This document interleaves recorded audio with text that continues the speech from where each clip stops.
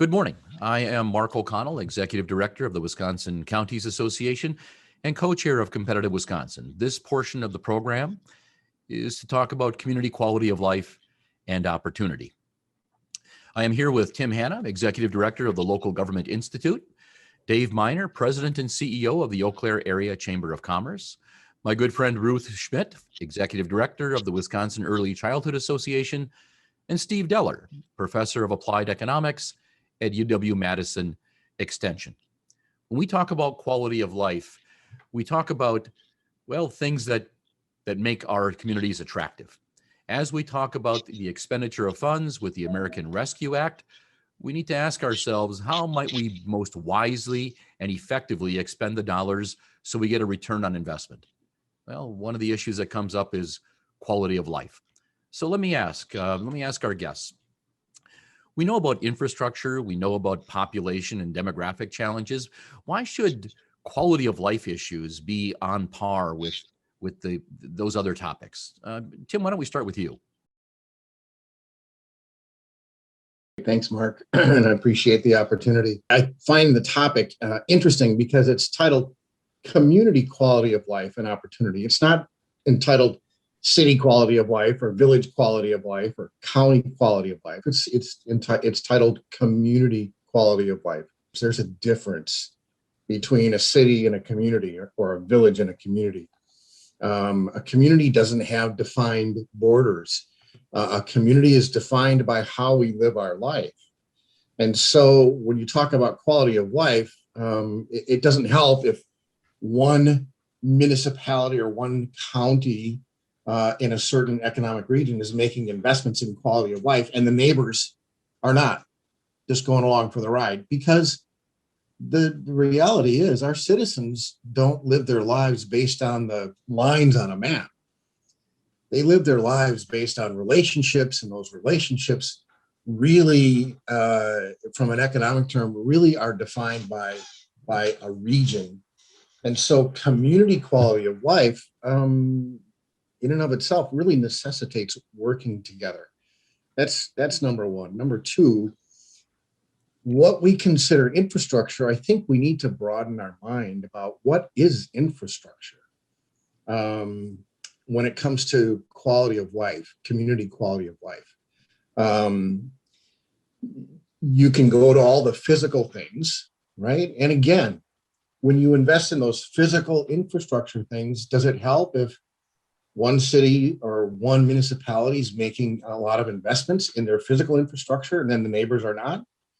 That when you add it up, there's still deficiency. So there's a necessity to work together on those physical infrastructure. When I think of infrastructure and quality of life, I include things like libraries and parks, right? Public transit really should be considered part of the transportation infrastructure. Can it be coordinated? Does it get people where they need to go? Especially people who live in one municipality and work in another, or live in one county and work in another county. Those are all things that we need to think about. Now, why is this on par with some of the other topics we're talking about? This is critical when it comes to really starting to address our workforce issues. Those mid-sized regional communities that lend itself to quality of life. This is what I think we should be marketing as a state and as regions, because the market is hot right now. And we have the things that people are looking for in abundance. And a lot of it comes down to that quality of life. These are the quality of life things are moving up on people's lists of what's important to me when I'm choosing where I want to live, where I want to raise my family, where I want to retire. And we've got so much of that here in Wisconsin. We need to be taking advantage of it. People, I would say their 30s, 40s, they've learned from their parents and probably more from their grandparents that going to work, working 40, 50, 60 hours a week, you come home, you're exhausted, you go back to work. People want to have a balance in life today. You know, it's not just how much money am we going to earn, am I going to earn out there anymore. It's about what we're hearing from the HR world is, you know, what's your flexibility? Now, even more than ever, what's my work from home policy? So they're looking at this balanced lifestyle of what can I do with my family in the community I'm living? What are those opportunities that we can engage in while I'm not working? Because they're not going to work themselves to death for, you know, again, a gold watch at the end of the parade. So it's about, look at it as if you were looking at a hotel and what all of the amenities that hotel offers. You might not use them all, you might use them over time, but that's how communities really need to look at this as, what are you offering those people that are coming to your community to live that can do that job literally almost anywhere? What can you give them that the community down the street or across that state line doesn't have? And as you grow as a community and you bring more and more lifestyles to your community, that array, that a la carte list of things is going to have to grow. So do you have biking trails? Do you have hiking trails? Do you have tennis and basketball? All of these things that families want, leagues for their kids, dance classes, it goes on and on. So that's why it's critical really for communities. Are you engaged together? Are you looking at who's running all of these activities? What help do they need? What facilities do they need? Everyone is different. If you look at, you know, do you need a youth hockey arena versus a soccer complex or a dance studio?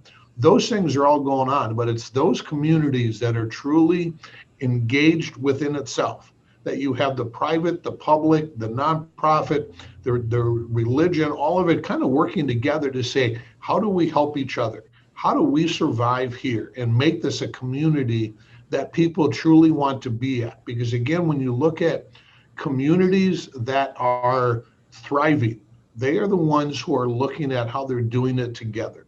We can no longer as communities struggle and fight one edge against the other. It's about how do we do this together, and how do we make it so people can enjoy what they want to do in our roads, in our pipelines, in electricity, all of that, and or workers, period. So if we want to bring workers here, it's about what can we offer them? And it's a family unit now. We're not drawing just one person. So it's critical as communities look at this lifestyle of what are you doing to draw the family there? It's an interesting point. I've talked with so many young wealth makers of tomorrow, and when they're considering where to live, the questions that come up are, what is the school district like? Do I have access to high-speed broadband? And what is the childcare situation? I mean, those are the things those three things come to the top real quick. Ruth, you're an expert in maybe all three of these things, but especially childcare. Tell us what your perspective is on why quality of life is such an important element as we consider, as local units of government, how to expend our dollars, our federal American Rescue Plan dollars wisely to get a return on investment. Yeah, thanks for the question, Mark. So I think the first thing that I want to point out is that the federal government, in passing the American Rescue Plan Act, I think was really smart in dedicating a significant set aside specifically for childcare.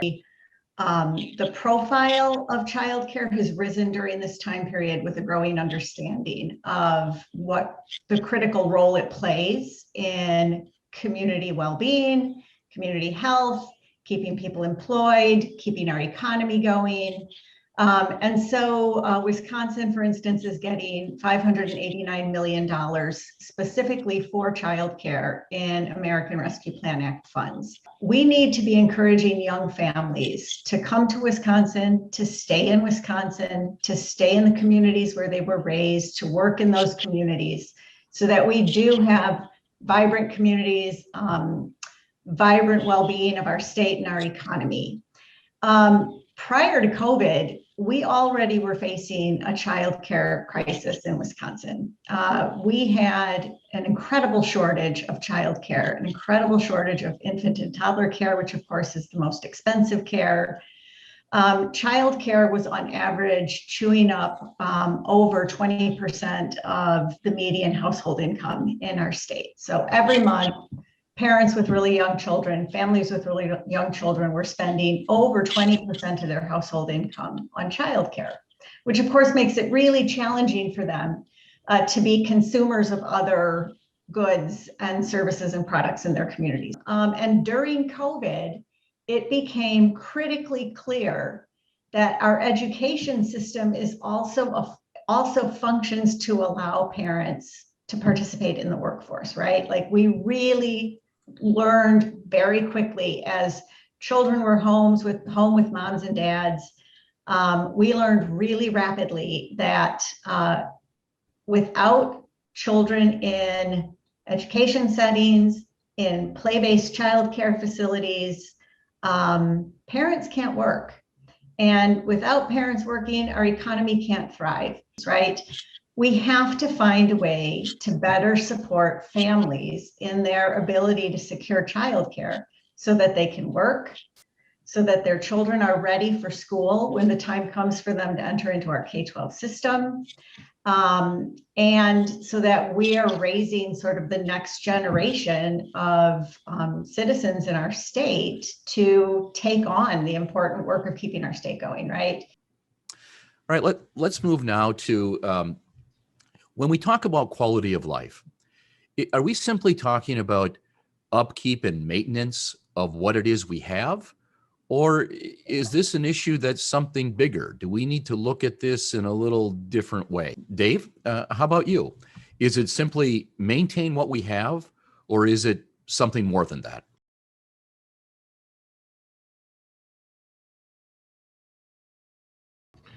You know, I think that's going to depend on what community you're coming from. I mean, if you haven't invested in some of these things, and it's from a legislative standpoint, whether you're the city, a county, a town, a village, that's going to be, it's very tough when you do some of these projects because everybody's got a long list of things that need to be done in advance.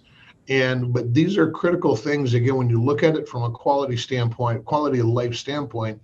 These are things where some communities, you may just be getting to start these things. You may start to say, wow, we got to start doing these. Others, it's going to be, we have been, what's the upkeep? And then you're going to have communities too that are going to be farther ahead, and they're going to be looking at how do they build that next level.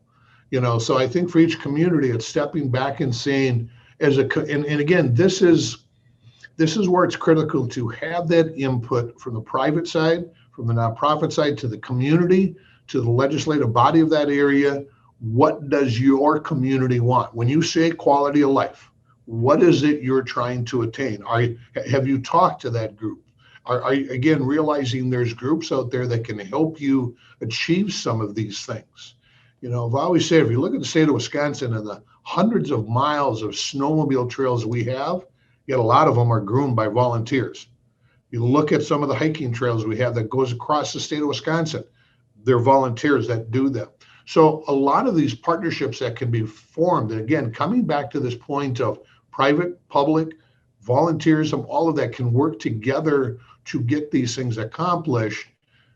I would just really share or add to all of you out there talking about this. How do you capitalize those people in your backyard that, one, already live where you are? So you've sold them on quality of life. You've already told them they've chosen where they are. Now, how do you take their passion and put it into place and add on top of that and bring more people to your area? Quality of life is a big factor that will help you do that. Well, Ruth, we've talked about childcare, and actually laid out the issue just exceptionally well just a few minutes ago. Are we talking about upkeep or maintenance of our current childcare infrastructure, or do we need something more or different when it comes to childcare? Do we need to go back to just pre-COVID, or is this an opportunity to do something different in childcare? This is a huge opportunity to do something different in childcare. Our national partners, so all of the national organizations that are working on what's happening at the federal level in childcare, since the very beginning of COVID, have been calling on ensuring that when we emerge from this pandemic, that we absolutely do not go back to the way childcare was prior to the pandemic. In Wisconsin, prior to COVID, and the result is we end up with parents putting together patchworks of care situations for their kids so that they can work. It's not good for moms and dads for their own ability to sort of focus and stay on task at work and not miss work. It's definitely not good for our children. Our children need to be in regulated, high quality environments so that they are getting all of their social emotional needs met, which is the foundation for all cognitive learning later in life. If we don't get it right in the first few years, we're failing our children. And when you look at the fact that our state had 80% of our rural residents living in childcare deserts, that's not a tenable situation. And I think if we go back, we will continue, if we go back to where we were pre-COVID and don't seize on this opportunity to learn something, we're going to go back to businesses that have job vacancies that just sort of languish on the vine for long periods of time. We're going to not be able to turn the trajectory that has happened during COVID of moms leaving the workforce. Women have left the workforce in significantly higher numbers than men have during this pandemic. And we're not going to be able to address that. We cannot go back to a situation where people that work in early care and education are making poverty level wages in our state. Pre-COVID, we had over 50% of our childcare workforce on at least one form of public assistance or another. That is it's not a tenable situation for us. So when I think of, maintenance or seize on this opportunity and really look at quality of life for our children, quality of life for our families, quality of life for our communities and our economy, and Mark, I think you know this about me, right? I can sit across the table and I can argue that childcare is the solution for just about every single one of the ills that face us as a state. And I firmly believe that. Tim, you and I have talked for, quite frankly, years about quality of life as being a major component of what we have to offer in Wisconsin. And we've got a beautiful state, some of the hardest working people in the nation. We have it's attractive, there's opportunity. But when it comes to quality of life, do we need to keep up with what it is we have and maintain what it is we have? Or do we need to think bigger? Both. I'll give you one word: broadband. If we only maintain what we have, we're losing. It is a huge issue right now. The pandemic has brought that to the forefront, the need for broadband in all areas of the state, so people have access to high-speed internet, no matter if they're out in the rural areas or even then. We've got broadband, there's islands even in our densely populated areas. So we can't just maintain what we have. We have to make investments. Now, the good news is there's going to be a lot of money available for broadband. I think the challenge is who's coordinating this? How do we make sure that we're getting the biggest bang for the buck and we're really covering those areas? Are we going to leave it up to individual municipalities to apply and to do a grant and to do a project? Or does it make more sense that there's some coordination? When it comes to the traditional infrastructure, there's a lot of need out there. And again, you and I and the other associations have talked about this, right? The whole filling the potholes and bringing attention to local roads and things like that. So many needs out there. But now is the time to take a deep breath and really think ahead in terms of where our investments go and make sure that we're talking to our neighbors and we're collaborating so we get the biggest bang for the buck. I think this whole discussion begs some kind of a process and further discussion to really tease out those priorities that are going to serve us well into the future. and making sure that those are the areas where we're making our investments. Not just the maintenance issues, but the ones that are really going to give us a competitive advantage going forward. And I think this whole discussion, this whole conference is really highlighting the need to have those further discussions. The nice thing about the rescue plan is they've given us time to have these discussions. And I think anybody who's rushing to spend that money is making a mistake. We have a substantial public sector in our state, but if we are going to be positioned for future success, we need a really strong, vibrant, successful private sector. So we must necessarily ask ourselves as a state, what is it the private sector needs for success? And there's lots of things, but one of the things that rises to the top is a workforce, smart young talent. So we need to then ask ourselves, where is the smart young talent and how do we get it here? We don't grow enough. And if we do grow it, we have trouble taking care of it, as Ruth alluded to in childcare. But we need to attract that smart young talent, the number one resource for private sector profit. So we have to ask ourselves, where are they going and why? And when we look at the list of things that are attractive to the smart young talent, it's the things that you would put under the category of quality of life. Attractiveness of your community, walkability, broadband everywhere you can breathe, access to childcare, attractive downtowns, nightlife, diversity, those kinds of things. And many of them are things that government funds. Now, we're not the first one to realize this challenge. So let me ask the panelists, what are we aware of in other states, in other communities, perhaps even individual employers that has worked or not worked to address this issue of quality of life and attract the smart young talent, the future wealth makers? Dave, why don't we start with you?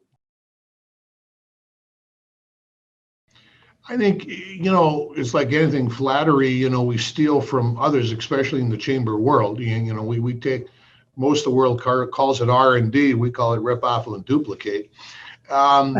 But, when for a specific one, I know several years ago, the city of Eau Claire looked at adding a sculpture tour through our downtown. Well, they simply went to Sioux Falls, South Dakota, and looked at what they did, and now they partnered together.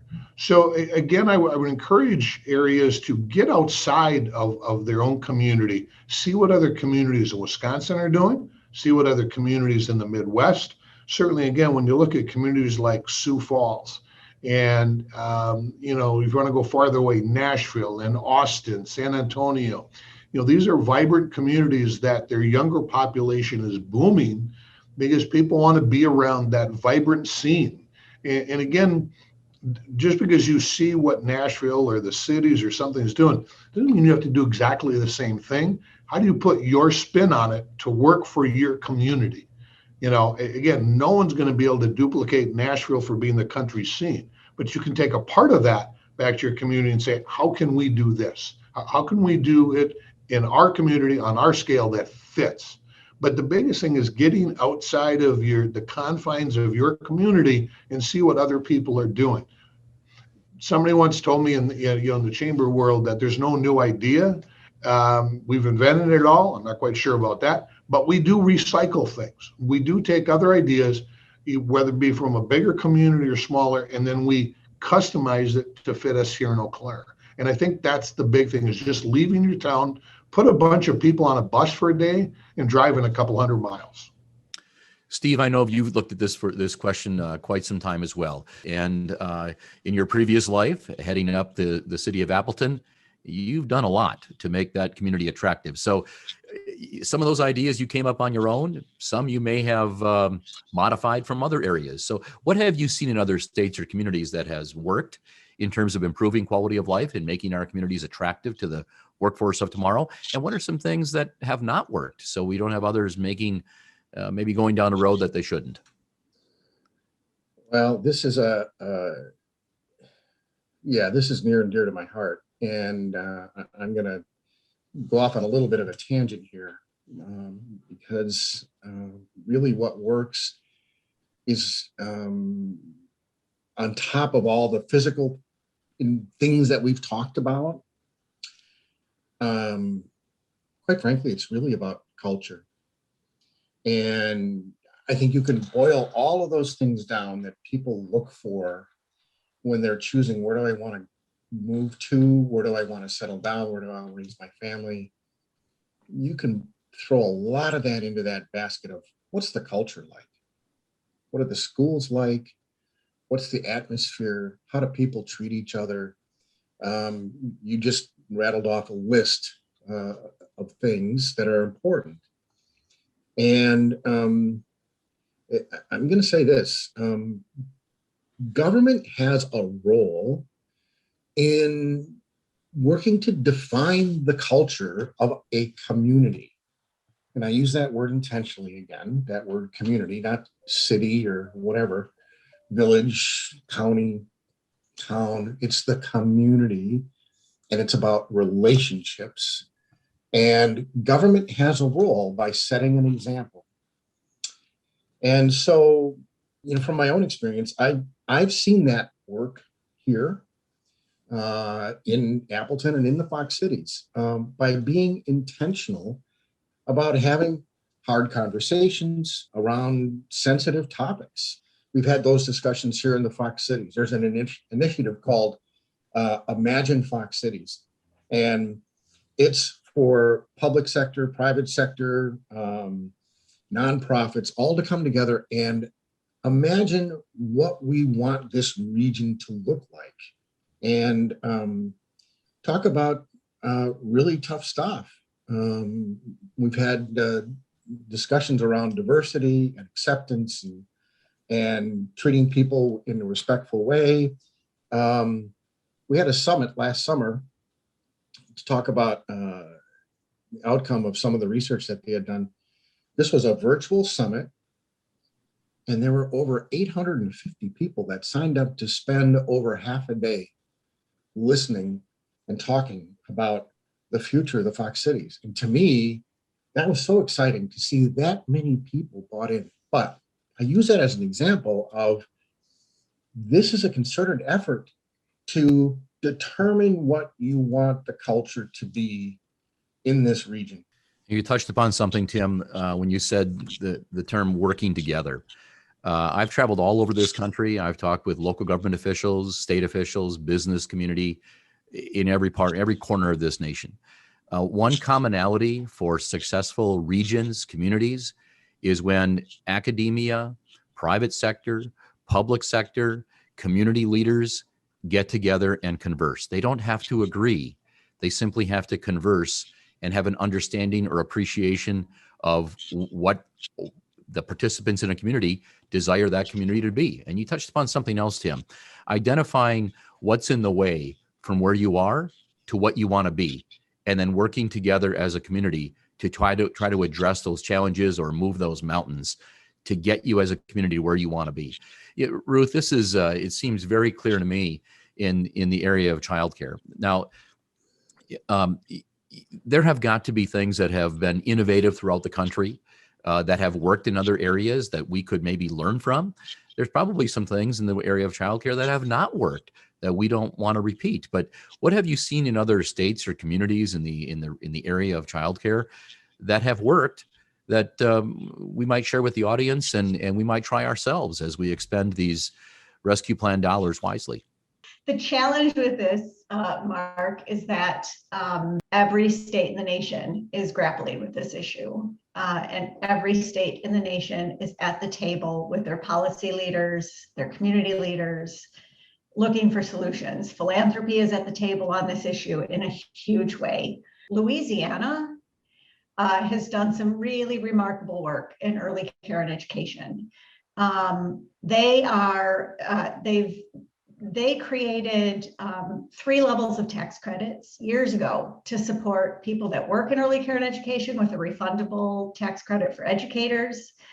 They have a tax credit for businesses that make contributions to childcare programs and to organizations that work with childcare programs. And so the business gets a tax incentive from that. They have a tax incentive for families that put their children into high quality care situations, and they get a higher tax credit for having their kids in higher quality programs. You've got states that have worked really hard on getting business deeply engaged in the conversation of what's happening in childcare. Nebraska, First Five Nebraska is a model for an incredible way to establish both an endowment to get revenue flowing into the field of early care and education, along with very deep business engagement in this issue. We have some really exceptional models in Wisconsin of communities that have come together around this issue of childcare and put forward solutions. Up in Ashland, we have a group that was led by the Northwest Wisconsin Workforce Investment Board. And over the course of a couple of years, they came together as a community. I know that their federally qualified health center was engaged in this with them. And they started a program called Evergrow Learning Center. It is a childcare program that is incredibly creatively financed with some public support. And loans, low interest loans that they were able to get. It is staffed in part by low income women in the community as a way to give them a step up. It serves a high proportion of low income children. And it was definitely led by community leaders. This was not an individual that decided, I want to start a childcare program. This was identified as a community need. There was community conversation, community solutions, really complex and innovative financing strategies to make this happen. You've got school districts that have realized that they're losing enrollment to other communities because there's no childcare in their community, right? And so there's examples up in Amory, Wisconsin, where the school district has used Fund 80 as a way to open an on-site childcare program. And for all of my childcare friends, I am not necessarily advocating this. This is exactly what the solution should be. But in some communities where there's no care, the school district has an open classroom. They use Fund 80. They retrofit that classroom to be a childcare classroom that meets all of the licensing regulations. And they start operating a childcare program and staff it and serve families in their community so that those families don't take their children to other communities for care and then enroll them in the schools there, right? So this is a feeder system into our education system. You have Jackson County. The Jackson County, I think they're now just the Jackson County Child Care Task Force. They've been coming together. It's got county government. They bring in businesses. They bring in philanthropy. They bring in early childhood educators. They've got the county at the table. And they worked on solutions for this incredible loss of childcare that's happened up in Jackson County. And they've worked actually with my organization to start to bring a shared services model to childcare, which is sort of a way to say, let's do what the private sector has figured out. Let's come up with ways to do group purchasing. Let's do shared back office supports for childcare programs so that they can focus on caring for kids instead of worrying about running their business. Let's do shared staffing. We have a relief squad that provides a substitute teaching pool to childcare programs so that they can have their staff be able to go to doctor's appointments or take a vacation. And, I could go on and on. I think so many states right now are trying to deal with how do you create the public will to do what is needed to support this issue. There are solutions and communities are leading the conversation on what those solutions are. I think the challenge is going from a community level solution and then learning how do you build off of that to inform state policy and state investments. And I think that's something we're grappling with in Wisconsin. This is something that our state has acknowledged we need to do something on. And I think as we look at these examples of what local communities have figured out of a desperate need for solutions, I think we have to learn from those. And I think we have to capitalize on what's working well in some communities across our state that I've sort of rattled off during this. Right, lady and gentlemen, we've got just less than 2 minutes here. So here's what I'd ask you to do. We have hundreds of participants in this summit. What is one piece of advice or one thought that you would like the participants to leave with today as they go back to their cities, towns, villages, and counties and contemplate how to best expend with a return on investment the Rescue Act money? And I'm going to do it. I know it's be difficult, but 30 seconds apiece. So Ruth, let's start with you. 30 seconds. One thought that people should leave with. So for me, I think the American Rescue Plan dollars that are coming for childcare are going to need to go through joint finance approval. We need citizens of our state to be willing to pick up the phone and call their elected officials and call for investments in early care and education. Okay. Tim, 30 seconds. What is it people should leave with? What thought or piece of advice? Okay. There we go. Talk to your neighbors. The counties are getting a lot of money. Cities, villages, towns are getting a lot of money. Talk to your neighbors. Every county should be talking to every municipality within that county. And every county should be talking to their neighboring counties. Every city, village, and town should be talking to their neighbors as well as the county in which they exist before you go and spend any of these dollars. At least have those conversations before you start sending that money out to make sure you're getting the biggest bang for the buck. Thank you. Dave, one thought or piece of advice that people should leave with? Have as many conversations from the business community as you can, because you're going to find out there's a lot of different ideas, but there's a lot of smart people. And look at this money truly as an investment. If we go back far enough in history, I can remember the state of Wisconsin taking the tobacco money and paying off some loans and some debt. And sometimes you need to do that, but it's a one time, and we really didn't get anything. So as you bring these dollars into your community, really have as many conversations as you can. And with your partners, are the cities talking to the county? Are the counties talking to the towns and villages? Are you talking to your school districts? Are you talking to your universities? Look at, who's putting part of this program on today, and get everybody at the table and have as many good dialogues as you can. And Steve, one thought or piece of advice that our participants should leave with today? Ruth Schmidt, Executive Director of the Wisconsin Early Childhood Association. Tim Hanna, Executive Director of the Local Government Institute.